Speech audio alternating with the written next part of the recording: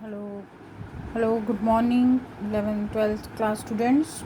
Today we are going to study an important topic, that is force between two parallel conductors carrying current.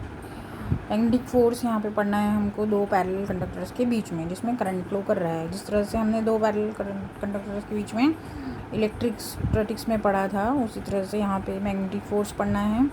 That you force, उसके लिए आप यहाँ पे figure देखिए, you can see these two conductors are there.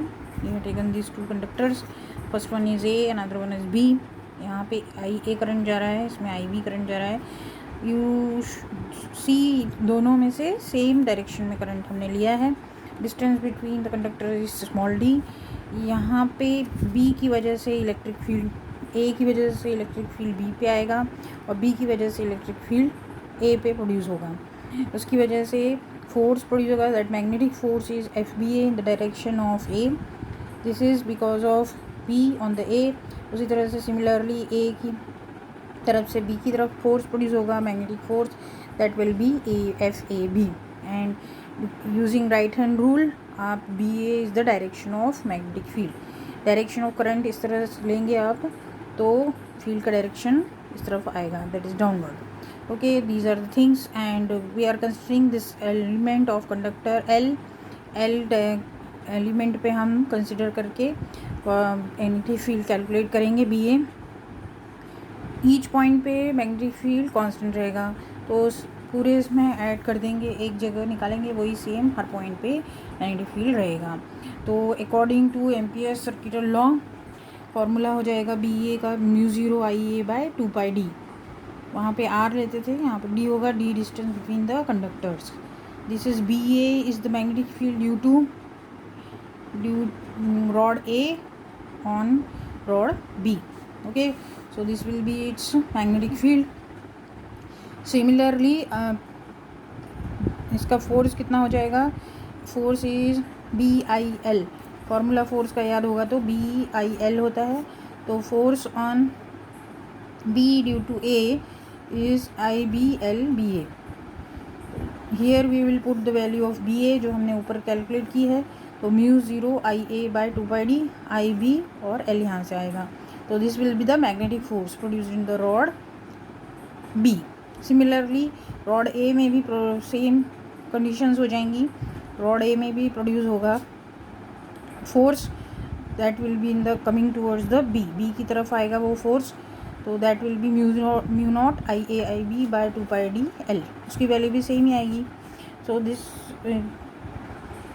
From here you understood that F B और F A B same हैं, but in they are coming in the opposite direction. So F B A equal to minus F A B. B A के ऊपर जो B से magnetic field आएगा वो भी same हो जाएगा, mu not I B by 2πd, इसलिए ये फॉर्मूला मैग्नेटिक फोर्स का इस तरह से आएगा। तो similarly this will come equal to this. It is consistent with Newton's third law, क्योंकि न्यूटन्स थर्ड लॉ में भी हमने पढ़ा है कि F A B is equal to minus of F B A. Okay, so but in this magnetic force the conditions are different. Parallel currents attract and anti parallel currents repel. यहाँ पे parallel current flow कर रहे हैं दोनों में, तो they will attract to each other. Force, magnetic force जो रहेगा उसकी वजह से वो अट्रैक्ट करते हैं। पर हमने इलेक्ट्रोस्टैटिक्स में पढ़ा है कि सेम चार्जेस होंगे तो they will repel, same charge will repel. So this is opposite from that. In same conductors if you produce anti parallel currents, अगर आप सप्लाई कर रहे हैं एक अलग अलग डायरेक्शन में, तो they will repel. But charges में उल्टा हमने पढ़ा है कि अगर पॉजिटिव नेगेटिव चार्ज हैं तो they will attract. So this is opposite to the what you have studied in electrostatics. So rule is opposite to electrostatics. So this is the derivation of force between two parallel conductors carrying current. तो final force will be per unit length force निकालेंगे, तो if they had asked in the question calculate force per unit length, per unit length में आपका L जो हो जाएगा 1 unit हो जाएगा, या 1 मीटर 1 सेंटीमीटर कुछ भी आप ले लीजिए, that will be 1, and you that will calculate L1 हो जाएगा तो फॉर्मूला हो जाएगा mu not IA/IB by 2πd। This condition is use to define ampere. ये एम्पियर को डिफाइन करने में ये फार्मूला यूज़ करते हैं, क्योंकि एम्पियर IA और IB is the ampere, so you can use this formula to define ampere. First chapter में जिस तरह से एम्पियर डिफाइन किया है, that is the value of the study current which when maintained in each of the two very long straight parallel conductors of negligible cross section and placed 1 meter apart in vacuum।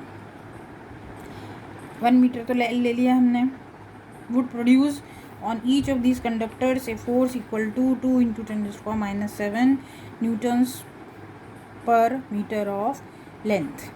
तो 2 into 10⁻⁷ कैसे आएगा? आप mu naught की value 4π into 10⁻⁷ डालेंगे और 2π की value डालेंगे, तो 2 और वो कैंसिल हो जाएगा, पाई कैंसिल हो जाएगा और बचेगा 2 into 10⁻⁷। IA/IB is the current 1 ampere current and D is the 1 metre length. तो इस तरह से आप एम्पियर को डिफाइन कर सकते हैं। Thank you.